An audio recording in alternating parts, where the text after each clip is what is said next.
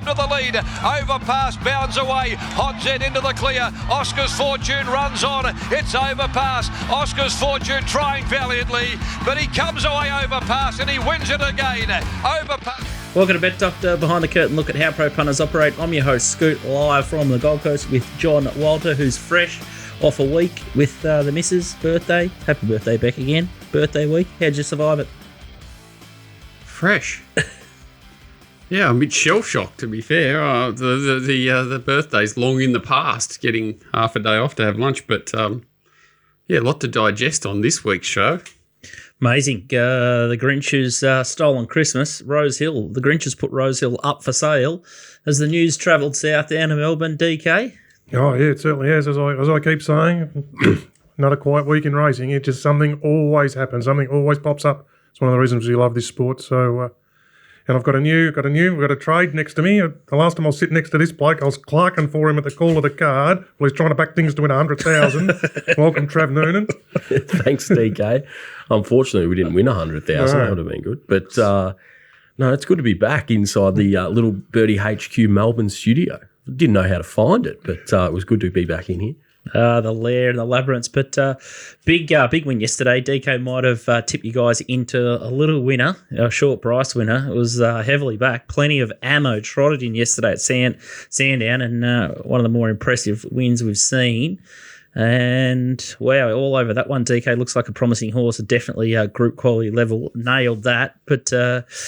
Think it's going to be a pretty ballsy and meaty show, so we'll talk about that horse probably next time he steps out.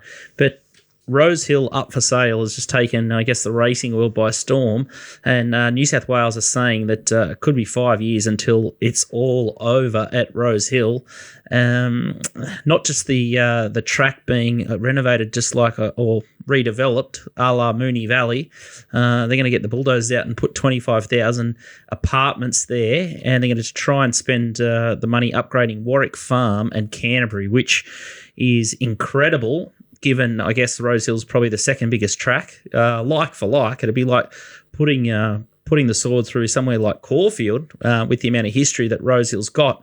It's mind-blowing that this is going to happen, but I guess the carrot of $5+ billion from the government and a big sweetener deal is what Racing New South Wales and the ATC are up and about as a result of it. So it'd be interesting to hear everyone's sort of take on it. But Walt, I guess you're the Sydney man, still probably in shock, but historically it seems a very bizarre move, but you can see that the money's there. What's your take? Yeah, as you said, in a little bit of shock. Like I've probably been there a few thousand times myself, you know. I used to go there every day. So it's hard to absorb. It's interesting when the way they do these things, like the trainers were told yesterday, you know, they were never consulted. No one was consulted. It's just, you assume some were consulted, but the majority certainly not. And they just spring this on people. It's like, what do you need $5 billion for? If you don't have a racetrack, where do you spend the money? What are they going to build it in a cloud? Like, is it going to be virtual racing? Where are they going to build a racetrack in Sydney that replaces Rosehill? It's just you can't expand Canterbury. I don't know what you can do at Warwick Farm. Obviously, it's the home of Inglis, which is important. There's conspiracy theories. Yeah, like it's 150 years of history of racing. You know, like it's if that's not a part of racing anymore, what is? And what's $5 billion build that replaces it? Like a few grandstands or so. I don't understand what these people even see as something that improves racing, and that's what scares me. If they came out with a plan and said, you know, we're going to use this money to improve owners' lives by this, we're going to improve trainers by this, we're going to do this for the punters, we're going to do this for the participants, this is how we're going to bring the cost down for racing. Maybe you would absorb it a little bit more easily as someone who actually cares about the industry. But when they just go, it's a life-changing thing, we're going to go 50 years in the future with these big statements that have nothing behind them, and all they've been doing for the past 10 years is shrinking the industry, making it more expensive, pricing people out, turning it into a nightclub. How does anyone that actually cares about the industry take this as a positive? I can't imagine. But It's okay, there's a million things you can say. interesting. Like, obviously, they're probably the most reckless spenders, or the way it's sort of pushed around the prize money. Coming out and say the $2 billion gold slipper or something. That's what you think's going to happen. They're just going to throw. Like I saw something saying like it's harder to get owners back, money back to owners with rising costs, and if you're going to start paying trainers and things more. Prize money doesn't go back to owners. Subsidising things, making things cheap, like it's just alleviating pressure off trainers, taking things like billing everything out from HQ. Racing New South Wales takes over all billing for that would alleviate pressure in the industry. Not making a $2 million race on Saturday, the Ingham, with 22 horses that have none of them have been set for. It's a welter. It's a $150,000 race for $2 million. How does that help anyone?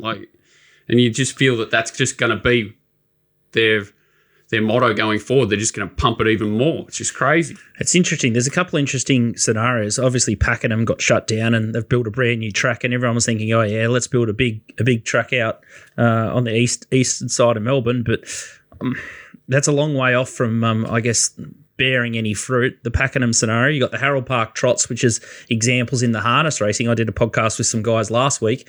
Moving the races away from Moonee Valley. And that was a flop, right? Moonee Valley and Harold Park. I think mainstream appeal has weakened. So just because you go and build a new track out in the middle of Whoop Whoop, you're going to alienate your core members that used to be at Rosehill, and it's just not going to be as sticky. We always hear about the Melbourne Racing Club talk about, people prefer betting at Caulfield and they don't want to bet at Sandown. I guess the mass recreationals. Well, this is a clear example of a similar situation. I know it's a little bit different because who owns the land and things like that, but once this Rosehill's gone once and they've sold it once, if the people that aren't using the money correctly or responsibly, they can whittle away this money really, really quickly. But where do you put a race? The richest 2-year-old race is the Slipper, and then you've got their most prize race, or the newest race they've pumped all this cash in, is the Golden Eagle, and that's both at Rosehill. So what, do they just become Warwick Farm races? Like Randwick...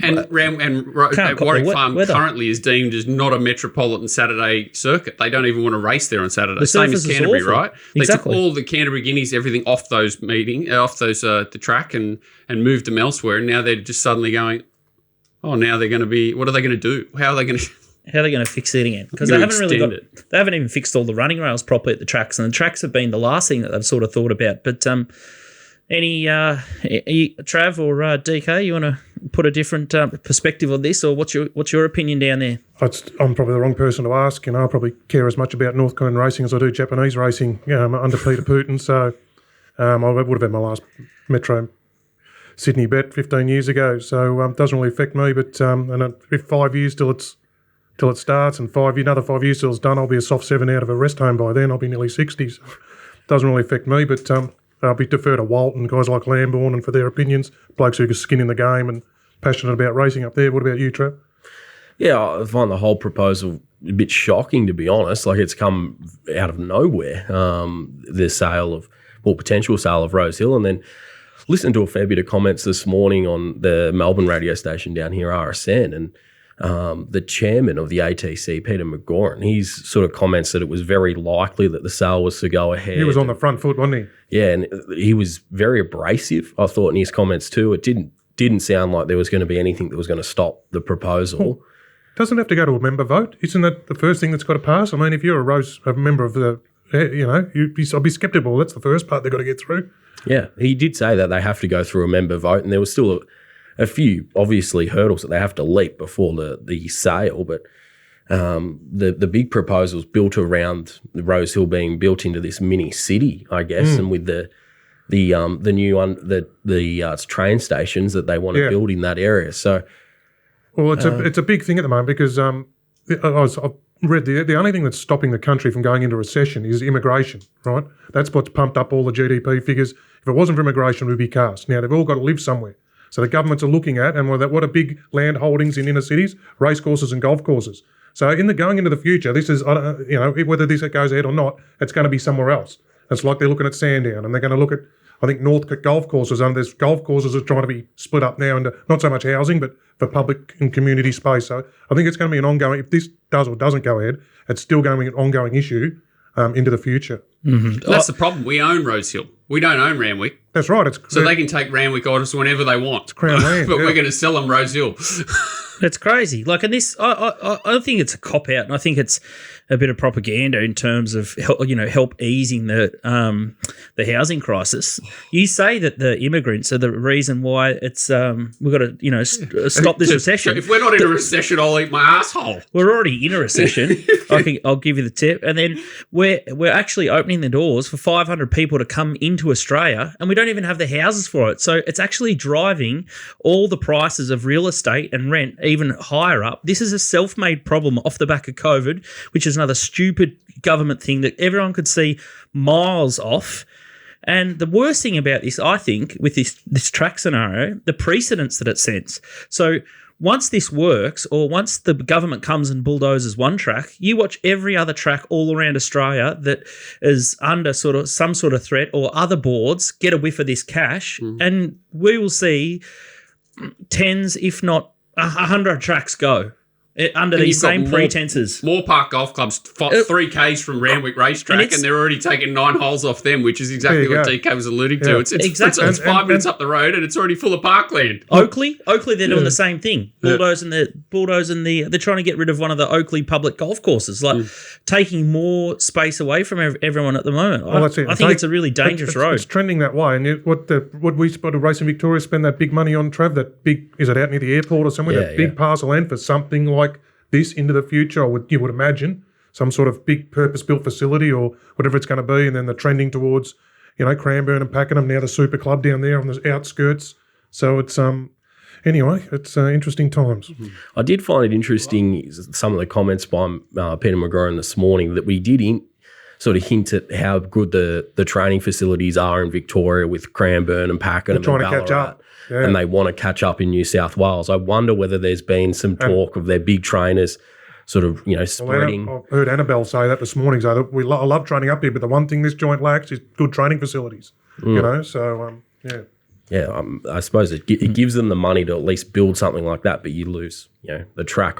How do they not have the money already? If we've got a $2 million race on Saturday, and we've got all these ridiculous pop-up races for 8, 10, 15 million, but they're saying we don't have training facilities. Maybe, and it's the highest tax jurisdiction on the planet to bet in. It's absolutely crazy. We've gone through the sugar hit where they should be having the greatest influx of cash they've ever had in their Where's life. the money? And we can't afford it. You got Scone that there were grants from the government that are supposed to be completed 12, 14 months ago, and they've not even started. Cessnock was the same, hasn't even started. So where's all the money? It's a bit. There's a massive whiff about it. Just it's a little bit smelly for me. And I would have thought if you're going to get 25,000 apartments, let's say you build 15,000 or half the amount of apartments, keep the track only and boot the trainers out like they did at Caulfield. So keep the entertainment precinct.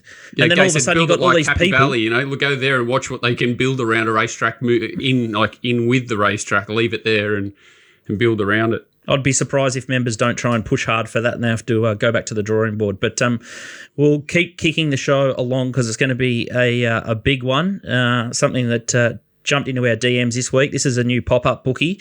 You guys might have copped this from the same bookie as well. A bloke got banned the other day because the price shortens 15 seconds after they bet. So he got his account closed. So I think that's the idea. You're meant to try and back a horse and get on. And if you're backing at multiple joints, well, of course the price is going to shorten because you've knocked the price off. That's the whole point of racing, and this is what we're trying to do. So a new pop-up bookie is close this guy's account because the price shortens 15 seconds after he bets. That could be the best I've ever heard. So that bookmaker, I'm sure our DMs will light up, but he won't be on his Pat Malone there. So that's a new one that, and obviously I think they're licensed up in the NT, and there's an interesting article in The Guardian this week.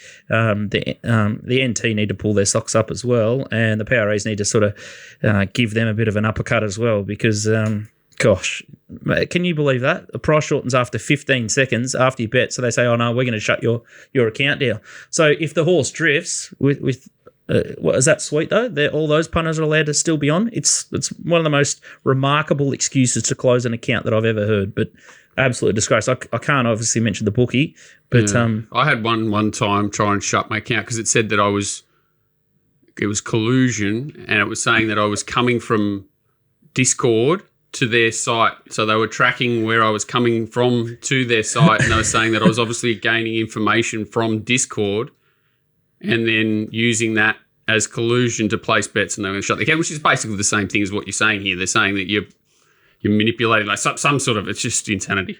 Mm-hmm. Anyway, that's one of the best I've ever heard. Today's show's going to be a beauty. Donnie is back. Looks like he's been for a surf in his little video that he sent in. The syndicate's roaring. Everyone's tipping a ton of winners. We're not stopping. So our profits through the roof. Might tweet something out in the next day or so. I'm just still playing catch up on the spreadsheets away last week. But we're absolutely on fire. Got the Ingham big meeting at Randwick. It's probably the only dry track this week. Nico is going to do Moonee Valley and Ballarat for his yard, I think, this week. He's going to preview Launceston. Trav's in the chair, and we'll zoom into Nico a little bit later on. Overpass was an easy watch there, Trav. And you're back for the Northerly. It looks like Zaki's gone across, and Gay's got one in there too, and it looks like not a bad race for $1.5 million. So still plenty of prize money floating around this late in the piece, in the year. But from a few reports from a couple of different places, wagering's still pretty soft. The Big Blue Giant, they're down on their yearly figures, and I spoke to Tristan during the week as well, and a lot of the punters have sort of dropped off. So this idea of stretching the carnival out, a lot of the recreations have already dropped off and sort of packed up, understandably, after the tough spring it was. I think punters are sort of ready for a spell. So I think they might be scratching their heads down at PRA, Racing Victoria and New South Wales, and go back to the drawing board, because figures are soft and numbers through the system are a little bit soft. So that's another real big set of alarm bells, I would have thought. And one of the big things I saw Michael Brow talk about is the ecosystem needs a bit of a look at, and Michael Brow wants to reduce the number of races. Well, Michael, I think POC tax and market percentage might be on the agenda, and maybe look at some race fields to get that rate down might be a better option than reducing product, because if you start taking out products, I know what's going to happen. That's going to drop even faster. TopSport Steam this week will be interesting. Knight's Choice got the cash last week. I did see John and Sheila Laxon come out and say it might be a Melbourne Cup horse. Our old pal Shane Curlow thinks it's a Caloundra Cup horse, but I think how far can this horse run? It's been like people are saying there's had a lot of issues this preparation, and it kind of had to win that race last week by default if it was anywhere near its best, which it did. But I don't think the horse is at its best this prep. It probably needs to find a new level to be getting to where the Laxon crew say, but it's a talented horse. Like, you'd love to own it, wouldn't you? The sky's the limit for it if it's fit and healthy. I think it's a little bit better than a Caloundra Cup horse, but we'll see. The race might have changed a little bit since the Ethereal one too. Yeah, that's it. It's what you're saying. Like, we're spread thin in our ranks the whole way through. Like, we couldn't even field a 2-year-old race in Sydney on Wednesday, like 5 to 6 weeks before the Magic Million. So that shows how tough it is. And you're trying to spread these horses even thinner by popping up races and adding races to the card. That's why history in racing is so important, because, you have off and on season, peak and trough seasons, don't you? And this is supposed to be our quietish time. Perth gets a bit of a highlight, and then we go again. But, we just want it 24/7. It doesn't work like that. Good point. Well, races need to mean something. I think that's what cricket's done. They've bastardised themselves by flooding too much product that doesn't even mean anything. They popped on another, 5 matches after that big India versus Australian series, and it just doesn't mean anything anymore. So you look at Osipenko. What's it like? It's racing in this Ingham race on Saturday. It should be in the paddock, I'm sure it would be in the paddock if it wasn't for these races. And I guess, it's just... Well, in Sydney, it feels like there's been... 4 or 5 of the same races. It's the same pool of horses. It's 1,500 a mile, and they just go to a different track, and they're all racing for another 1 or 1.5 or $2 million. None of them are actually set for any of these races. They just show up. Yeah, it's a circus. TopSport, family owned and operated last 40 years, so make sure you bet Australian and get on board with those guys. They support us with the shows and the streams, so topsport.com.au is where you need to be this weekend. We've got Nico in the paddock. I think he gets as disgusted and I guess a little bit downtrodden with the weather as you do. Well, you were sort of the no-show last week when it was looking like a a wet meeting, so Trav's fearless, so we're going to defer to him for a little bit of a preview at Ballarat. So let's get into the serious business here, and it's race 6 at Ballarat that we're going to have a look at first. It's the Mobile Hose Solutions McKellar Mile, benchmark 78. It's a bit of a mouthful there. 1,600 metre race. Divine Purpose is the favourite. Moody, Coleman, Carly and Heffel combo, $3.60. Big Story, $8. Oceans Above, $8.50. Wackamana is $9.50. Crackerjack Prince, $10. And then Golden Crusader, $10. And that rounds out the major chances. Replay like here, Trav, is Oceans Above. Yeah, this horse is back last on the outside, sort of peeling towards the middle of the track. This race was run really slowly in front, and he got back on a day. It was not probably advantage to be out wide and making ground. Winner Jimmy Star goes really good. I think he's possibly a listed Group 3 class of horse, and there's a few horses in front of him. Move for Lex is one in the Patrick Payne colours, and a horse getting up on his inside in the Moody colours, just name escapes me, that go quite handsome. well. Yeah, he's handsome. And this horse, his last 200 metres was exceptional for the day. I think he's crying out for the mile, and big tick with this horse is the predicted rain. Now, they've got to get still on a suitable Ballarat, track. so yeah, but if it's a heavy track, I think he'll absolutely swim through it. So his best performances have been on soft ground, and the big tick too, DK Simon Zara. How good's he going? I know. He's turned it around from the. I think it took him a while to get going when they split with Ellerton, but no, he's flying. He's flying with that winner at Bendigo. That thing that got up on the inside there, which was first up. No, he's going good. Now, I was just saying this horse, I went back and had a look, because I landed on this as well, Nico, Trav. It's maiden. I remember it's maiden win at Pakenham on a soft 7, and it just brained him. Yeah. Like, it was really impressive. And I don't know, the other ticket mentioned here, which I love, is third up with the shades on. Yeah. Like, they're here to play. Yeah, I was going to mention that. The blinker's going on, another big positive for the horse. And he's got a bit of upside in a race where a few of them have hit their mark. I thought $8.50 is a really easy bet. Couldn't agree more. I thought between it and the favourite, what did you think of Divine Purpose? I thought she was pretty impressive first up at Caulfield.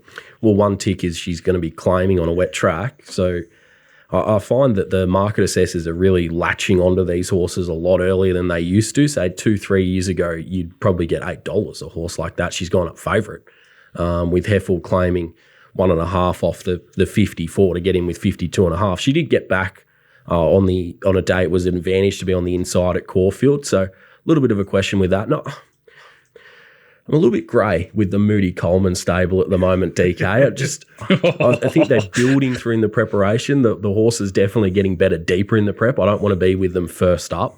Done a lot of stats around them first up since they've sort of combined as a combination and very low percentage.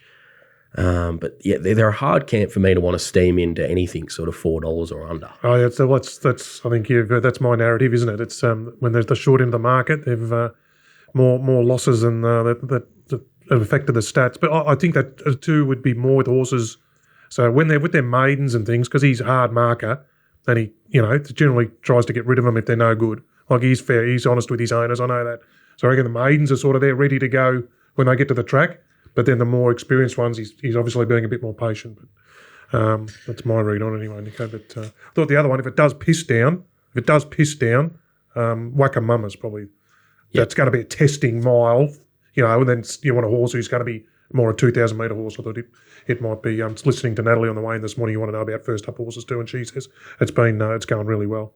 How's the vibe here, Scoot? DK's completely changed, tipping things at Trent and Nats. I was thinking that on the way in. I was thinking that on the way in. And I think, well, we change. And I'll tell you what, they're training a lot more winners. They're on fire. They're not winning jump outs and trials by 15 and things just busting when they go to the races like they used to a lot. Things are performing well deep in their preps. My man still stuck with them, Aussie, so he knows. Do you reckon they just went to the well one too many times with Miramasa? Not a wet tracker. Yeah, just didn't. I got told I'll get someone give me the colds on it in the morning. Said the owners are worried. They're going to. My mail was if it's going to rain, it's going to scratch, and it still ran. So I don't know about that, but anyway. Oh, they just love killing them, don't they? I think that's an outstanding find, Trav. I'll be all over that horse, Oceans Above. And I think, as I said, Danger 16 and respecting what DK says, especially alarm bells have got to ring if DK's starting to stick up for a busted young horse. Hell usually is about to freeze over there. So after Rosehill sale yesterday, just batten down the hatches this weekend. I'd be too scared to leave the house. Who knows what's going to come at us? Race 8 is the Ballarat Cup. That's the next thing. 2,000 metre race. It's absolute beauty. Great little place to go, Ballarat Cup. If you're a young lad trying to get amongst things there, ain't no deal done. 480 favourite. Young Werther $5, Foxy Cleopatra $5, Captain Envious $6.50, Red Sun Sensation $7, Just Folk $8 on the triple back up here, and then En France, one of my little Adelaide horses is jumping the border $14, and Fujita Sand, bit of an enigma, a few people vomiting last time, it won $16. Then you got Regal Power 21, Swords Drawn 26. And I'd say that's the chances there. Captain Envious is the replay you're going to have a look at here. T-Dogs, tell us why you like it. Yeah, he came wide on a day. It was pretty hard to sort of be out that part of the track, and he made a long searching run, and he gets past Banker's Choice, who ran a super race in last week's Zipping Classic. I thought his effort here was terrific, and he's just been well campaigned this time by Paul Pruska. He's had a lot of runs sort of at that 2,000 metre range. He's rock hard fit, and the big key to him, I think, is getting on wet ground on Saturday, which he hasn't seen a lot of this preparation. His best performance this time in outside of that run was probably in the Matoa Cup, where he beat a much inferior field, but he did it in real style on soft ground. He's got wins on heavy tracks. You know, with Pruska, he's going to be rock hard fit. Another informed camp. Yeah, another informed stable. And as much as J Mott, I've got no knocks on him. I love the switch to Mick D. Mickey D, when he, riding horses in the market and he switches onto them for the first time under that sort of $7, $8 range, the stats are just outrageous. Really? How good he's going. And I thought from the low draw barrier too, he's going to do no work in the run. And hopefully by this stage of the day, they're edging off the fence and Mick can just sort of plot the way through the middle. He's a horse you probably don't want to get there too soon on. He does have a little bit of a think about it, but on a wet track, with a few of these at the end of their preparation where a horse like him, he can just carry on. I thought he was a reasonable play there in what looked a pretty strong race, that race. Yeah, it's come up a good cup, isn't it? Yeah. You're happy with the field, club. Oh, I mean, Young Werther, I thought he was the starting point for what, he's third in McKinnon. Yep. But he's only started a heavy track. He got beaten 3 links in a Cox Plate. Yep. He's got to be there somewhere. I know he's maligned for a while, but I remember Danny O'Brien did set him a task early in his career, didn't he? Yeah, Just put him in all the good races. Yeah, he ran in a lot of good races early on in his career, and he sort of got to the right level now. As he's put a couple together, he's definitely not a cat. He's just running out of his grade a bit. And he was super last start.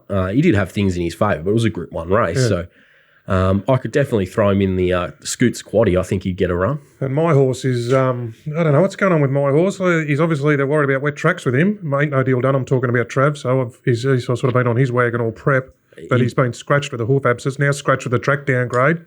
Look, if it doesn't rain, he's got to be right there. If it does rain, I assume he doesn't run. Yeah, I wouldn't be thinking he runs if it's the predicted rain comes. He'd be coming out for sure. Bit I'd of be a against Just Folk, horse though. I thought he had everything in his favour last week. Yeah, I thought Foxy Cleopatra sets up well here. There's nothing to suggest from what I've sort of seen of her that she won't absolutely revel and swim. She's a little bit fresher than the other horses. I thought her 54 kilos, I thought she was the horse with plenty of upside. And in Sydney as well. Yeah, it is in Sydney as well. Which is this morning, so they're staying in Melbourne.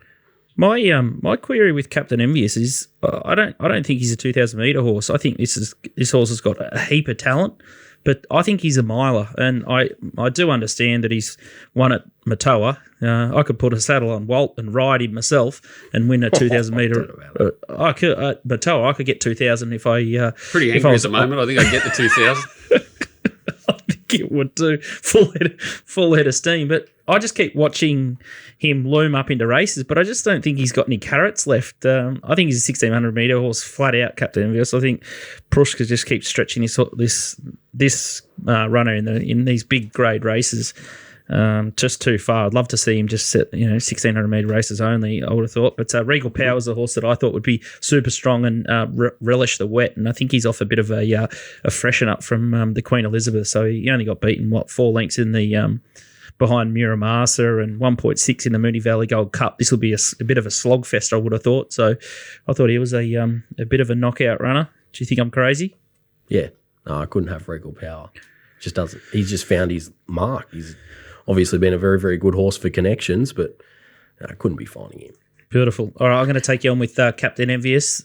And I think Foxy Cleopatra is the way to go. We'll see who's correct. The next one is Ballarat Race 9, and it's the Volkswagen Tonks Plate over 1,100 metres. Tawning's a favourite here. Nice winner last start, $3.90. Sacred Palace, $6. Sebenak, $6. Alicia Roma is $7. Actor Boss, $7.50. King of Hastings, $10. Struck By is $11. Megamia, $12. For Pseudo, $14. Bit of a tail to this one, but Sebenak 2 starts ago was your starting point here, Trav. Yeah, he's a hard horse to catch, but he hasn't had a lot of luck at his last 2. You go back here and just watch this replay and you'll have the hands over the eyes in a couple hundred metres. He just has no luck there trying to get up along the inside. He's obviously travelling pretty well in the Rupert Lee Silks, and then the gaps just close on him. He finishes 4th. I think the winner here, Weight of the Stars, he's a decent horse. Smashing Eagle runs over the top of the others to grab 2nd. And you could easily make a case he should have finished right alongside the winner if he had any luck there, Sebenak. He then went to Sydney again, or stayed in Sydney, and had absolutely no luck again. He gets J Carr, which I think is a good jockey change for this horse because she might get him out the gates and be allowed to be a little bit closer in the run. He draws barrier 11, so I'm hoping she shouldn't find bad luck from out there, DK, and he's a very good wet track. Is he? That was my query. So he is, because his stats, what are his wet tracks? Well, I'm sorry to put your score notice. I just thought I'm just wondering what this track's like in the last race, and I knew it's all that luck, but didn't know what his wet track, whether he's adept on the wet. Yeah, well, you look at his form on the wet, and he's got 5 runs on it for duck eggs, but I just think you go back and interrogate a few of those runs, and they're a lot better than they look, and I think he's a horse that will have no problem getting through the ground. And the Hawks stable, this is probably where you want to find them when they're rock hard fit. And he's got a touch of class on a few rivals here. He's a chinky enough horse. Like he's not the most reliable campaigner, but I think he's in really good form, and he hits a race that doesn't have a lot of depth. Yeah, I think he's a definite forgive, and I think he's probably a little bit cramped in price. He might drift just given his map position, but it looks like he'll get through it tomorrow. Tawning, I think 1,100 metres as far as he wants, but I thought he ran a pretty good race in the Wangoom on a bottomless track, the favourite. Yeah, he's certainly the one to beat. He was super at Cranbourne leading, which no one expected there. DK led Midwest and he did. Some really fast horses. So do they do that again from the outside gate? Not entirely sure. Just thought Ballarat's a lot different scenario to Cranbourne. A lot of his best forms on those tighter tracks, Morpheville Parks, Moonee Valley. So he just has to bring that to Ballarat. Certainly the horse you start with, though. I thought the one out of that, sort of watching that race, there's one out of barrier trial behind him in that race, was Alicia Roma. She went back and she got home nicely late, just at the bowl around in that race. She might be ready to elevate here. She's a pretty good wet tracker. So claim on a wet track. On a wet track. That's it. That's the love those claims on the wet tracks. So yeah, Alicia Roma. But I'll be a track race 9 that time of the day. We see what's going on with that track. 51 kilos, that runner with W Pin. All right, that's a good look at a couple of the big races at Ballarat. Big weather watch, possibly 6 mil or 7 mil on Friday. And if you look at the poll, anywhere between 1 and 20 mil on Saturday. But I'd definitely be playing for deep, soft, and maybe a heavy track there. I think the rain's definitely going to hit, but it's just a matter of how much. And I'm saying beware, but maybe not bet too early unless you've got an absolute horn for a complete mudlark. Up in Sydney, it's clear blue skies, and Randwick Race 1 is the first one we're going to have a look at here. It's the Oran Park Highway. It's 1,400 metre race, and Burundara is the favourite, $4.60. Vanderchance $4.80. Sharp Shock $7.50. All Astern $7.50. Moss Gold $8. Unrelenting $9.50, and then you got Surbu at $10. Trial we're going to have a look at here is Burundana. Walt at Wagga. Yeah, so this guy's had a few cracks in highway grade last grade, got out a bit in distance, ran first up 1400 on a highway last time in. I just watch him here. I didn't get a chance to have an absolute look at every one of these trialers, but sort of watch the last 150 metres here. It's enough to say this horse is certainly going well enough to resume. Interesting that Matthew Carl comes to ride him, who rode him in this trial. He doesn't come to town very often. So, again, that's a decent pointer, I'd say, to say that this horse is pretty much ready to go. He draws ideally. Hopefully he doesn't get too far back, which is his probably major issue. And most of the times he's been beaten, gives away too big a start. The only real danger looks to be Vianda Chance coming down. Matty Dunn certainly got the recipe for these highways well and truly down pat now, and he was a good winner. Overcame a bit of trouble first up and has got upside. They looked at clear too. I think they're about the same price. I wouldn't be letting Vianda Chance beat me and losing on the race, but I think Burundana, just the way he trialled, if he settles sort of 5th, 6th, something like that, and gets to the middle, it's going to take a good horse to hold him off the way he went there. What do you think his best distance is? Yeah, I think second up 1400 would be absolutely ideal. I think that's probably his go at this track and distance. You know, a run under his belt would be great, even like a 1200 metre run or something into this. But I think 1400 fresh is okay. I don't think he's a 2000 metre horse like they tried to make him, but I just think he's a little bit better than these horses. So he's only won 2 races. Interesting. I thought maybe they might be looking after him, like saving him up for a country championship or something like that. But I think they can win 5 and still be eligible. So he can definitely here to. I wouldn't say that they're not worried about whether he wins or not. I'd say be there to win on Saturday. So what did you do with Barandana? Make him a good winner and then just chop on the other one, exactly. And it's a shame that Nash is not on this horse and Matthew Carl's on the other. Then I would be emptying on this bloke and letting the other one beat me. But yeah, Matt Carl obviously knows the horse well, and it's not exactly a horse that you have to sort of bustle out of the gates and get into a position or anything. You just got to leave him alone and get into the middle. Clear air. Yeah. So hopefully that's what happens. Beautiful. All right, so load up, have a save of Vianda Dance and jump in the cupboard and cheer on Burundana and Matt Cale, and just hold your pills too. Randwick Race 7 is the Ingham, another one of these 1,600 metre races, and Detonator Jack, who was mooted to go to Ballarat, but the prize money is just too enticing up in Sydney, and he's just racing against the same sort of horses. $4.60, Osipenko, Tim Clark, Barrier 24, $8.50, $9 Lions Raw, Valana $12, Rustic Steel $12, Attractable $13, Waterford $14, Cepheus $16, Williamsburg $18, and Foxy Cleopatra, as we said, $19. So dual nominated there, no rider nominated there. So at this stage, you'd expect Ballarat as the most likely scenario. No replays here. But I get a little bit worried when I see Tim Clark on Osipenko, Barra 24. I think Waller's going to just scratch him. What's he going to do? I think he'll run just because of the prize money. Like, what are they going to do? Put him in a paddock? They're going to show up. They're going to just run him, and maybe it might not be too bad just because there's going to be pressure. You'd think 20 horses, there's got to be pressure come from somewhere. It's a race. Well, like I just went through quickly. I think the average of the horse in the race, like 6th up, they're all come through, back up in distance, round in circles. I can't find a horse that's been set for the race. Like King Magnus probably shows up with the best, and it might not show up. Detonator Jack, 7th up, but sort of has a decent prep, whatever you want to call it, into this, like springboard off that win at Kembla. It's the obvious one. You got weird horses like No Compromise. You got to try and work out what the hell it would look like. It was going for a Caulfield Cup, then it's unlucky in a Rosehill Cup, and now it's coming back to a mile. It's just like, I'd rather get stabbed in the nuts and have a bet in this race, to be fair. And the horse that I actually think's probably got the best setup is not his Third Emergency, is that Lock Eagle that probably looked nearly a certainty beat behind Detonator Jack, arguably last time. And yeah, it's a pretty brutal race. I've got absolutely zero interest in betting in it personally, but I'm sure some people out there will find an angle. I can't find one. Yeah, I'm very sick. I thought that Lions Raw carrying 62 kilos now gets 53.5.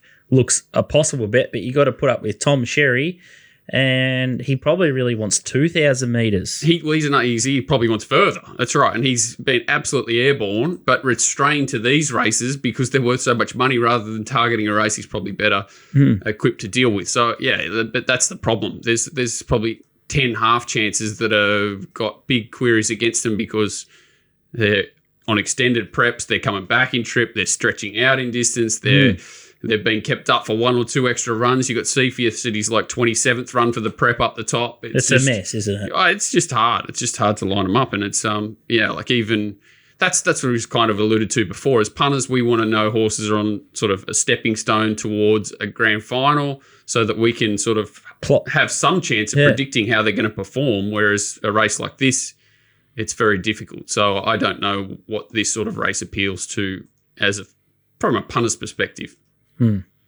Poor old Henry Plumtree thinks the pattern's been ruined too. Any thoughts out of Melbourne? Has anyone got this far with the Ingham, Trav? Well, one thought on Villana on the quick backup, turns around 7 days after getting defeated last week, DK at the short odds. A lot of people blowing up about the J-Car ride. What do you make of it? It's I was a little query on the horse as a short price favourite, wasn't it? I mean, you knew that. So was I. Yeah, and I thought the winner had a hope, but is it with us, that horse? I kicked up when Ollie was on it in the Ollie. Thought it might be a fairy tale for him there. I know it was a bit wide, but just don't know about that horse. And Godolphin, deep in the prep on the backup, all this business. I mean, as I said, because of these money, otherwise it'd be in the paddock probably. Yeah, probably. I thought the jockey next change was very interesting. Hippo on, he needs a strong rider, that horse. All his best runs are with Nash, and just a standover jock I thought was an interesting change. Would you say what? I had one word next to it: cactus. Villana. Yeah. So yeah. I just think I think it's not going as good as it wouldn't be here, but you never know. They just might. Hippo's up and about. He's a bit angry at the moment too, so maybe he'll hit it 312 times, lift it, and then get a 7-year suspension. Maybe they need the ultimate gear change, Lana and Osipenko, just the crown jewels off, just lob them off. What is Villana? What is it now? It's just it's not a horse anymore. Yeah. It's Gonskis. There's a few like that. They've got quite a few Villanas running around at the moment, Godolphin. It is funny that Osipenko's drawn 24 back to a drier surface. I got to get a bit of a giggle out of that, but I'm a bit sick. He can win. I think he can win, but it needs an act of God miracle. And yeah, exactly. Just whatever. All right. Good luck if you're betting at Randwick on Saturday. I think the card looks okay, so I reckon Walt might find a couple of little black bookers. The meeting's got 100 yards on last week's meeting. That's for sure. It looks a bit of improvement. Best Sydney card for a couple of weeks, I reckon.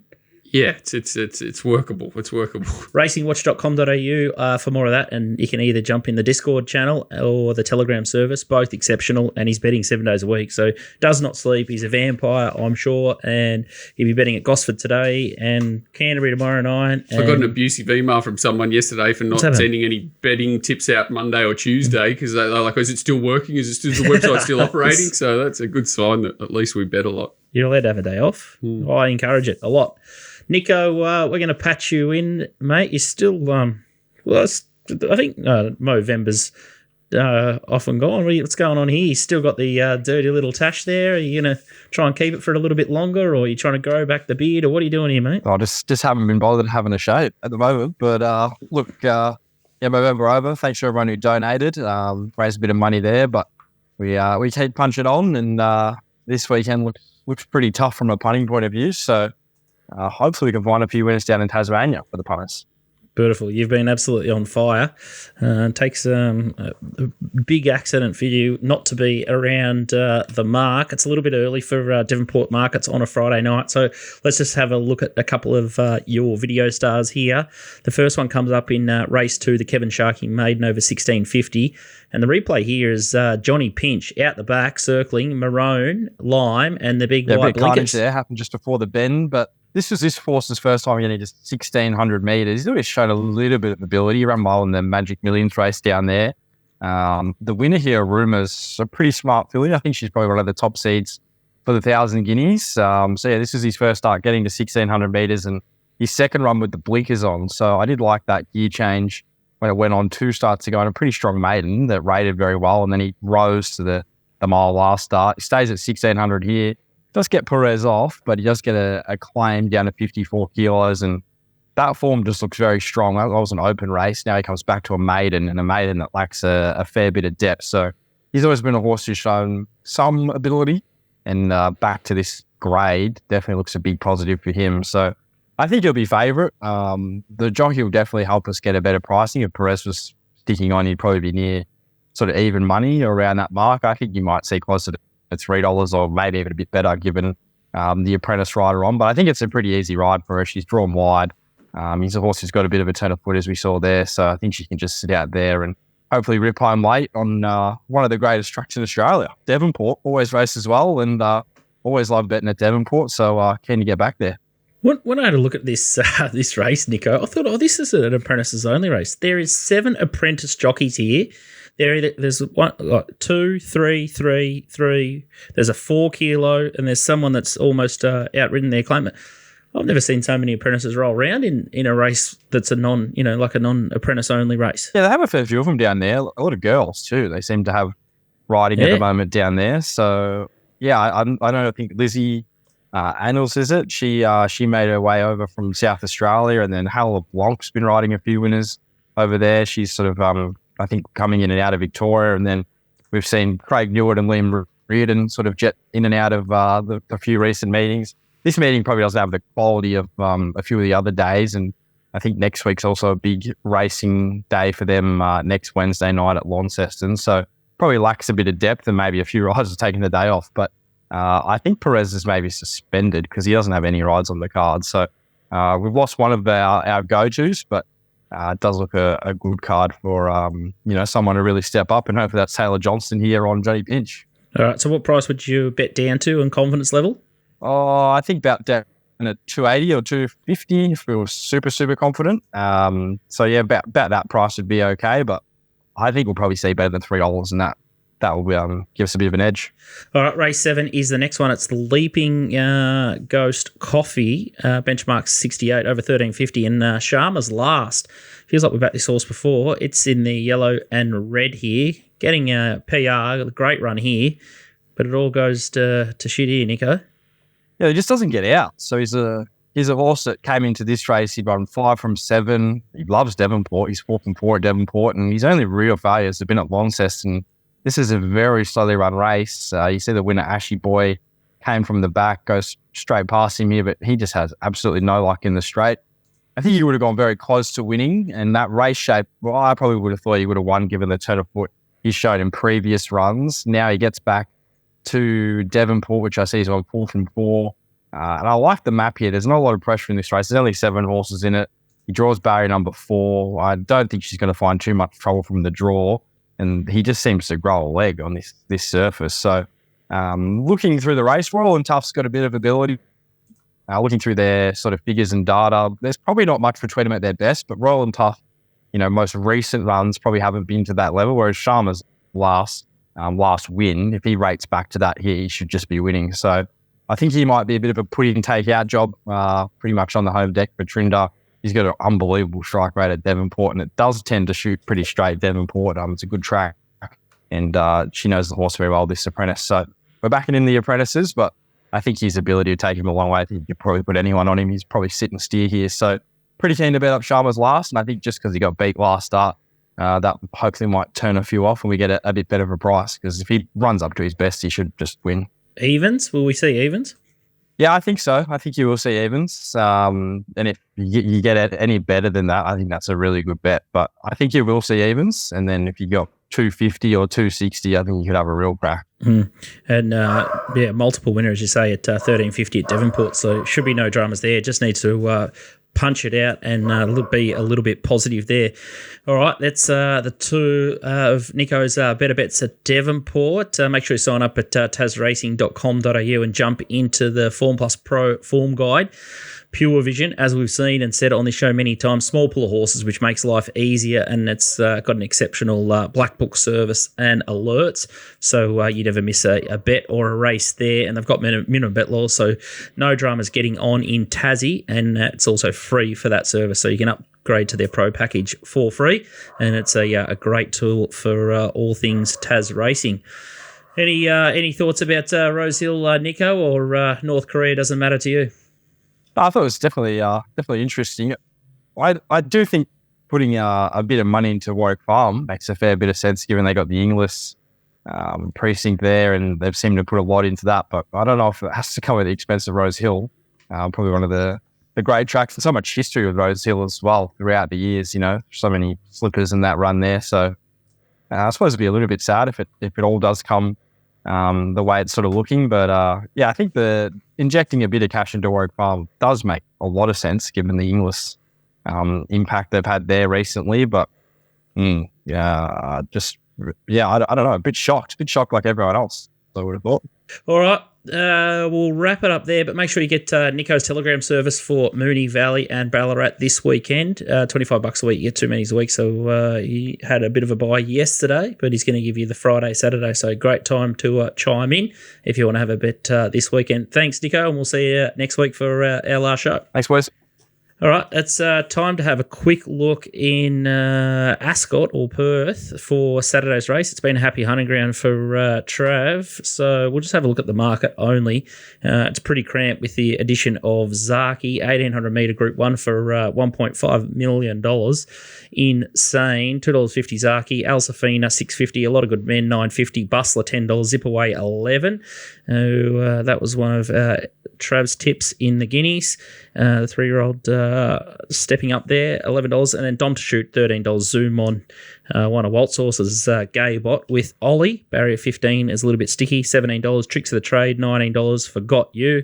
DK's Camp, Trenton Nat for Paul Harvey, $21. And you got Maricino, $26. The Velvet Queen, $26. Righto, Trav, tell us who wins this one and why. Likely Zaki. I think if he turns up at his best, his best of this campaign, he should be winning the Northerly on Saturday. Little concern for mine is just he's still got that knockout punch in his races. He's probably had his chance to win a few races this campaign earlier on and he couldn't do it, but that was against Fangirl and Think It Over. It's a much easier race. He gets J-Mac, who seems to get the best out of him, and the race sets up really well for him. I couldn't really suggest anyone to bet around him. I think he'll get a little bit out from that $2.50 range. I reckon you'll get $3 on the day. Then there'll be a bit of resistance with those 2-3-year-olds down the bottom. They'll have some money, a lot of good men and Zip Away, and I think there'll be good money for Pike's mare, Al Safina. But yeah, it looks his race on paper. A few of those Perth gallopers, they're going to have to rise a little bit to get to his level if he brings a sort of performance like he did in the Cox Plate. Mm. I see Zoom On's an interesting one. I thought he's really good in the 5 diamonds around Unspoken, Detonated Jack. That form sort of marries up okay here, but he's pretty short in the Perth Cup, and there's another race in between that he's also suited over 2,100. You can just follow Zaki across. You got J-Mac Barrier 10, and then you got Zoom On 15, D. Oliver. I'm just going to get Trav to organise the same one goer he did for Overpass last week. If he can just get Zoom On to just go straight on the bunny. I couldn't believe what I was watching there. $5 a place looks insane. Yeah, it was ridiculous, wasn't it? The first 200 metres, you were like, oh no, why haven't I had 27 million on this? Speed. Group 1 1,200 metre race with no speed. He got outside the lead overpass and he's never had it so easy in his life. And then Jay Parr pulled him to the middle of the track and everyone wanted to stay on the fence. It was just crazy. Puntingform.com.au is the form guide that I use. DK, Trav, Nico, we all absolutely love it. So you can flip-flop anywhere and do the form in a flash. So make sure you check out puntingform.com.au. Great supporters of the show. It's time now for Donny's Best. G'day, boys. Johnny's Best for this weekend comes up at nice and early at Eagle Farm. Race 2, Wallinga Freefall. It drops back in grade a fair way. It drops back in distance also. Should set it handy to the pace. I think it's going to be too strong for the locals who haven't got many strong entries. So pretty keen on this one. Wallinga Freefall, Race 2, Eagle Farm. This week's top 2 special is Randwick Race 1, number 2, Burrendana. And we're going to go for Walty, and we're going to put into Eagle Farm Race 2, Willinga Freefall, and it'll be $6.50 for a $50 maximum bet. So we're going to try and steer clear of Ballarat with that wet bog. I don't like the look of that. And then Zaki, I feel like an idiot if we put those ones. Rather go down swinging with Walt and Donny this weekend. Knight's Choice was good for the Steam followers, and there's a couple of bets that we've got here. Ascot Race 8, number 1, Zaki, $6,000 at $2.50. Gosh, you'd ask them for that one again, I would have thought. Well, it's weird. You saw Overpass last week, looked, weights and measures, and, we were back at it when Everest a couple of weeks ago, and everyone, man, his dog was tipping it. You think it was going to start odds on, end up getting near 5-2. So, interesting to see what the betting does with Zaki, because he's similarly placed, isn't he, really? I was more confident probably last week with Overpass than I am with Zaki this week. Yeah. I'm a bit of a Zaki basher, though. He does race well fresh. He's running the Cox Plate was great, which is similar to Overpass's first up run, and then it's pretty hard to. If I'm a bookie, I'm not wanting to gap him, but I would have thought the same about Overpass. So. This one is a horse we're all familiar with. Race 4, number 9, $211 now, $6.50. This one's off the map. It's Holly Lolly. So plenty of ability, this horse. Trav? Why are you looking at me? Jesus Christ. I look at you all the time. Oh. Bo Merton's on. Got a very good record on soft tracks, that horse, so hasn't seen a heavy. But, that may be why the money's come. Yeah, and the next one here is Boldino, and it's $230 at $10 here. This looks a pretty deep race. You got Atmosphere, Boldino, as I said, Space Tracker, Rogue Rocker, Lounge Bar Ruby, Bron King, Bermudez, and Lafargue, Meritus. Ton of grit. I'm not sure what the state the track's going to be in by that stage, but can sort of see why they found Boldino here. Yeah, he's absolutely flying, that horse. The very last 100 metres of 1,400 will be his sort of issue. You're certainly hanging on there DK late, I reckon, with Boldino. Yeah, especially will be. But he wouldn't want it too testing either in that same scenario. I think that's I think I can make a case for about 4 other horses, so I'd be willing to take that one on personally. Eagle Farm Race 2, number 11, is Parachuter, and definitely haven't got that far, but that goes head-to-head against Donny's horse in Willinga Freefall, so I think we'll side with Donny there, but it's been $9 into $6.50 from the Toby Edmonds yard, so obviously have to respect that stable. They've got plenty of ability, and the last one here is Randwick Race 7, number 21, and it's Williamsburg, $350 at $20, and I'd be surprised if that horse wins, but it's a complete and utter raffle, that race. She probably should have won last week. It's a good ride there. Get similar sort of situation. It's one of 20 chances in the race. DK, you going to tip us another scratching this week? Ain't no deal scratched. You did tip plenty of ammo, so I'll give you a bit of a. That, but anyway, back on that horse, plenty of ammo. If you want to quickly talk about very quickly, arguably be top draw mare. It'll be chasing Pride of Jenny in those big group ones. In the future, don't worry about that. This is you just don't see horses do what this horse has done. Forget about anything before this prep. It had trouble getting in the barriers, been slow getting at the track. It's 3 wins this prep. Horses just don't do. I've been doing the race a long time. Horses don't do what it's doing. So it's top draw. And I'll go Mile Maiden, Moonee Valley tomorrow. Mile Maiden. That favourite's come up short. See a light. So I'm looking for Universally, third up, 1,600. When it saw daylight the other, when it got to the outsider horses the other day, it really lengthened. So D Bates can just sit off them, show it some daylight, come around them, and be strong at the end of a mile. So 1.8 or 1.9 Universally, something like that, at Moonee Valley tomorrow night. Thought it would run a good race. It's not a bad price either for 7 or 2 or something. Universally, Moonee Valley Nights, race 1, number 8. All right, that's a wrap from us at the show, and we'll be definitely back next week for our final show of the year, and then everyone will get a well-earned break, and we'll duck into the paddock. So a lot of big news in the last 24 hours, and I'm sure it's all just going to flesh out over the next sort of week. So there'll be plenty of chatter, and as DK says, never a dull moment. There's always things happening all the time. Beware the weather down south especially, and hopefully we've tipped you in a couple of winners. And we'll see you next week. And thanks, boys. Great show. Thanks.